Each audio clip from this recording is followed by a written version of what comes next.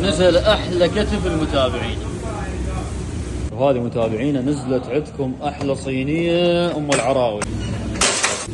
يلا بسم الله متابعينا متابعي منصه عروض، احنا اليوم راح نجهز لكم احلى صينيه دليميه ام العراوي من مطعم باتشة ابو طلال. وحاليا نشرب الخبز بصوب اللحم، وهنا بلشنا ننزل التمن على التشريب وهذا التمن الاصفر.